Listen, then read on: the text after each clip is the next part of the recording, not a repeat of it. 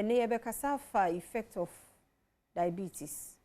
say BS yare wo so no atwi wani ana niema bi a wo ye betumi abrew e de esiche yare bebrew ehun sunsa so ena ye ne Amen Scientific Herbal Hospital eba bedi nkomo Dr. Osewusu agenedwa ewa ha dog ye mo akwa be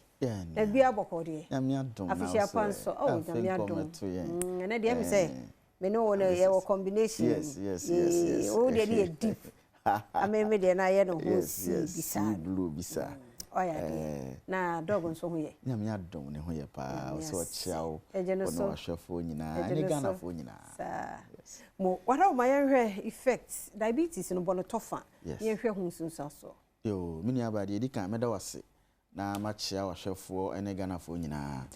na ade ba akwa ama ye ni abre anopetutu tu ye pese kan esi kire yare ehun sunsu aso ene se ye hwe ye data no for the whole year no na ye hwe esi kire yare ne hun complications na no ya yedin ni nyina ne se Ghana fo no ye ya normalize esi kire yare no ye fa ne se okofie ba akomienu miensam a anti akosua obi efie bia o anti mansa obi efie bia nipa mienu miensa obi me maami obi me nana obi enku no enya ne hwe na emom no esi kire yare no ene nyesi ye hwinhwina obi abate pese ye ma obi ate ase Amen Scientific Herbal Medical Hospital pese obi ate ase se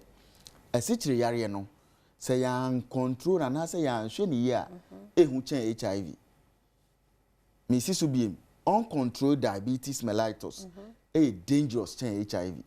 and HIV no enraba obi afa onamo a o kama kra na mum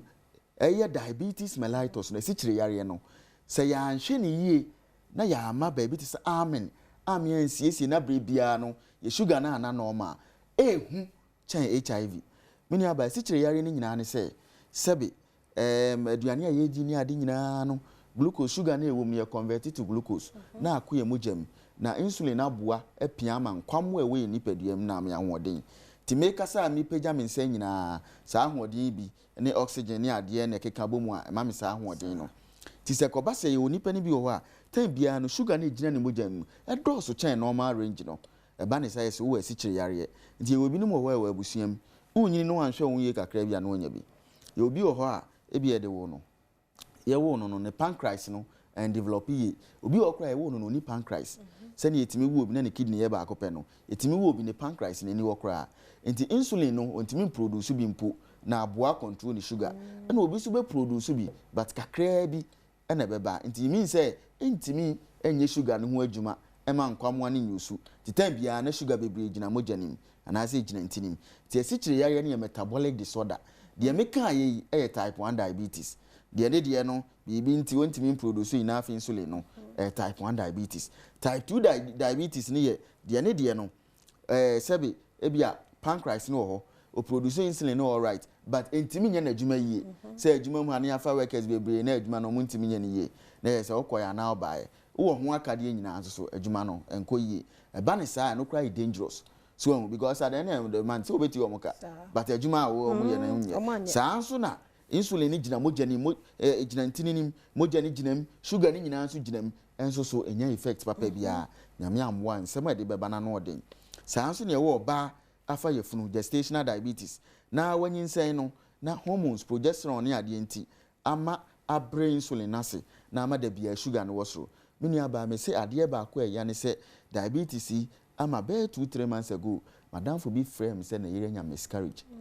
asikire yare no se oba nyim na ne sugar no kosoro bebra etimi ma opon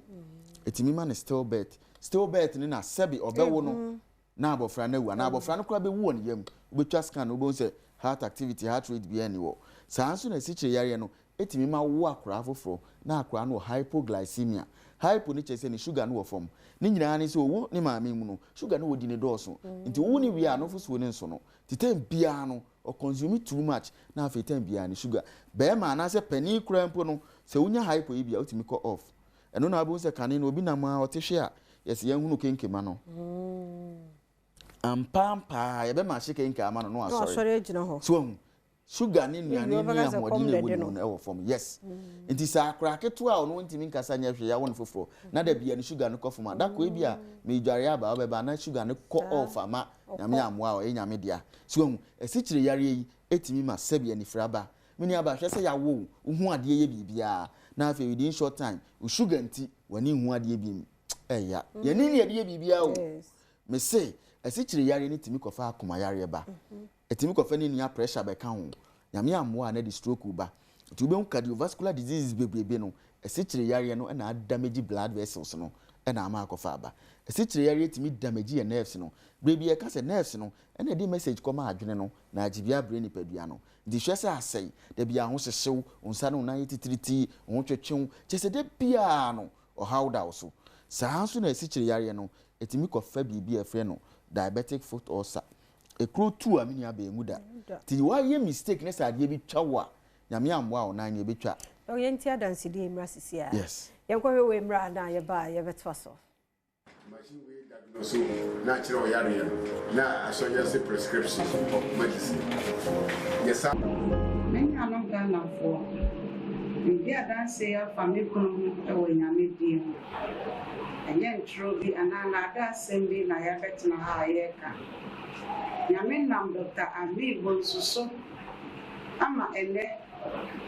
apepa menisu nisu enye nyame ne nam Dr. Ami Bonsuso a enka ma hwere ne ku le ko yare di na chinchiri bebre ya sensi ka nanso Meti Dr. Ami Bonsuso ka e wo radio so a edeni tumi ka ba ha na mona me kunu kwa ni na na so kasa kra no tumi kasa mpo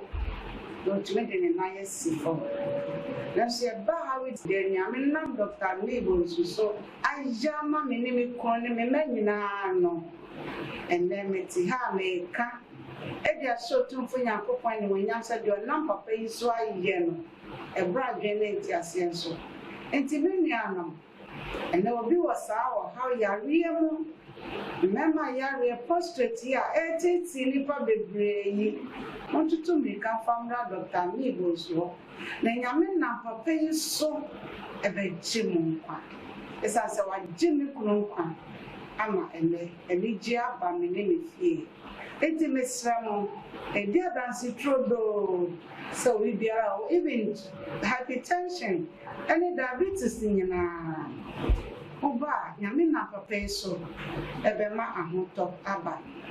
saati bia we no nya na etiti meku enso ene nyame adomanti ni nyina ede nyame ase we dia dansi trodo o si dansi trodo so na je se ye ka kire omanfo nyina se bra amen scientific ya sheda di mfidia kese so ene ye de aba ene ya sheda aye research wo ye nro hu se ne ebe ya ebe boa ne yetimi ahwew ne ahwew ye esan se apomuden e ya ahonya mini aba asikyire yare ya meken onim se ene se obinya cancer no wo asikyire yare a etimi ma ne spreading tem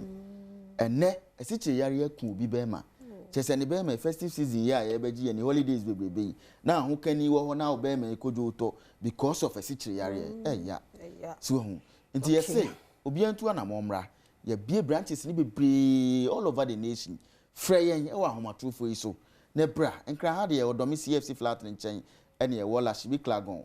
ashama na under bridge nchen wa baabi aka bia no omamu ha de ya hyeta baabi a freyen e wo 0244 22 7192 020 722 9505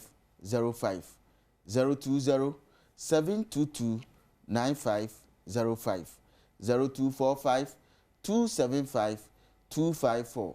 0245 275 254 Amen scientific yes allow shafi nyame ene yaresafo nti wo so bra na beji wa yaresa entina ho ema sikyire yare ense o kidney enkoda dialysis so ansa na emum to anamon na bra nyame beje wo e wo Amen scientific yeda say Amen scientific na yete wo no enka no